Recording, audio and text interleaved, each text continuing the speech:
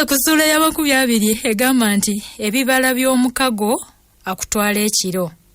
Ebibala by'omukago akutwala ekiro. Tomusiima nga bukedde, kutwala ekiro omusiima bukedde.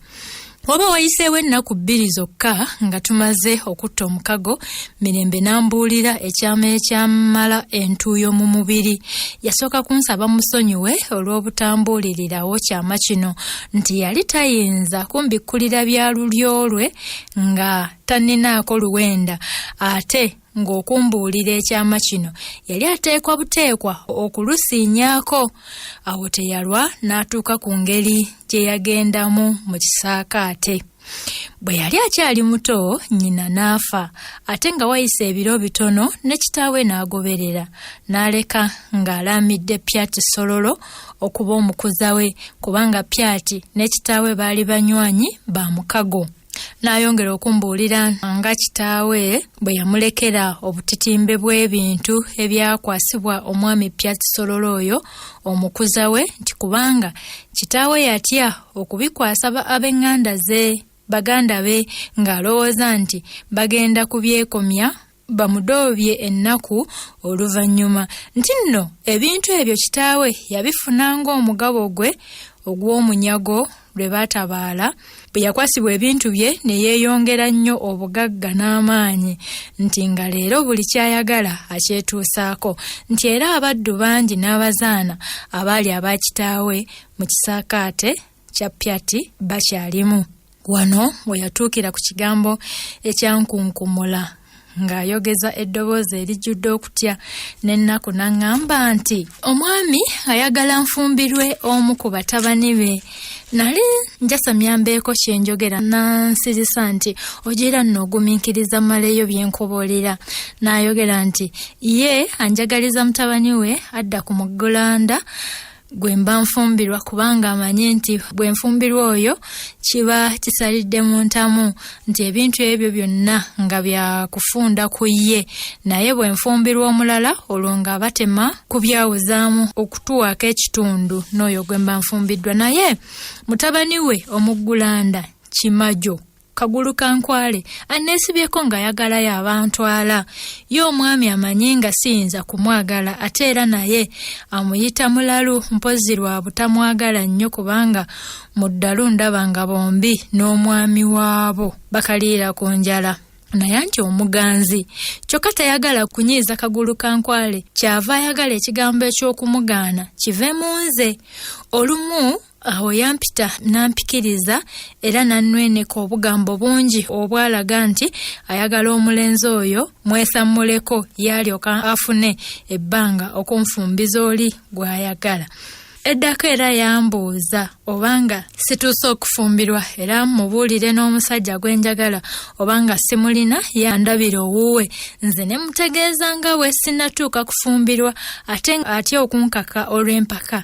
Alina abantu abaali mikwano gya kitange baatya, era nange antya okumulamira omukago. Ate ennaku zaakayita ntono kasookedde anziramu okumbuuza lwe ndifumbirwa, era n'aŋŋamba nti omusajja gwenjagala nje mumutwalire yeenywere ku mwenge.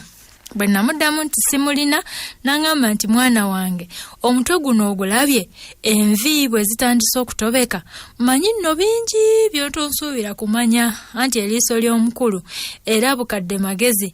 Kino ne kintegeeza nti kyandibanga olujejeemu olukuliko nti onjagala. Kagulu Kankwale yali mutuusaako dda so nga talema, anti omumwa ogugwe tegutuuliraawo. Mirembe n'ayongera okunogaanya nti ekisinga okuntiisa kwe kulaba nga buli muvubuka gwensekera oba gwentunuulira obulungi tewayita bbanga nga tannattibwa oba okubula n'abulira ddala amagendere. Konze nti lwaki tofumbira mwana wa mwami?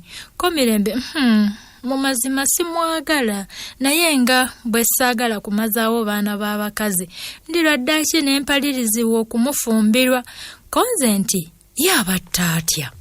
Nanziramu nti abatta mu ngeri nnyingi ate oluusi mu kyama ayinza okukuweerera abantu ne bakuteega ne bakutta, oba ayinza okukuwendulira ne bakutwala eyo mu kibira ne bakugaŋŋalamiza eyo.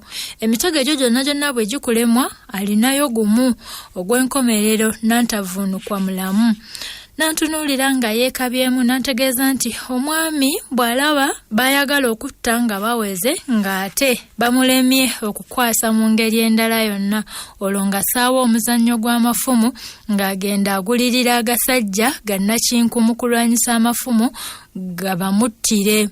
Yamanyi gy'agawakankula. Awa amateeka nti mu muzannyo abalwanyi bafumitigana mikono gyokka n'amagulu so nga akuusa bukuusa, kubanga abalagira bafumite mu kifuba oba n'abalaga obubonero babatte ate oluvanyuma ne yeekobereza. Nemubuuza nti nsonga ki esinga okubassa? Mirembe n'akubiira ensingo nga yeekotese n'agamba nti mwana wa ssebo, n'akugamba nti nsonga ki? Abamu abattira byabwe, abalala kubalowooza nti baagala bakazi be, ne gogolimba w'ebirala nkumu. Nemubuuza obanga siyinza kugaana kulwana n'amafumu ago.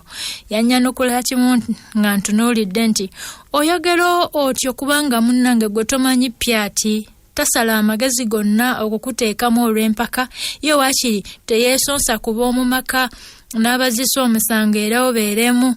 N'ayongerako na kino nti naye batono bakyawa abaali baabudde omuzannyo gwe, obanga waali wabaddewo n'omu nze simulabangako. Nze kwe kumuzzamu olusajjasajja nti nze nno bw'ali nnonda kunze kw'olisookera, nze ndiba ekijjolooto. Nanziramu nti bwe gulituuka nga oli mulamu munnange oliba oyambye. Nansemberera nga mukutte mu bibegabega bye byombi, nandalamira n'aŋŋamba nti nkulabidde abakulu abanzaala abaafa, osaana weekuume nnyo kubanga weetooloddwa akabi kanene, era kyandibadde kirungi singa saakulaba bannange. Ne tuyimirira bwe tutyo okumala akaseera nga tusirise, buli omu nga yeesolosezza mu birowoozo bye. Era mu kaseera ako we nategerera nga Mirembe mwagalira ddala. Muwala nga mpulira mwagala. Nga tetunnaba kwawukana yankuutira nga bwe tutasaanidde kulabagana lutata, era nga sisaanira kutuma muntu mulala yenna gyali okuggyako meeya eyalinga omwana wa nnyabo ddala nga nze nalita ye n'alitoola, era naye nansuubiza okuntumiranga omuntu omu yekka najja.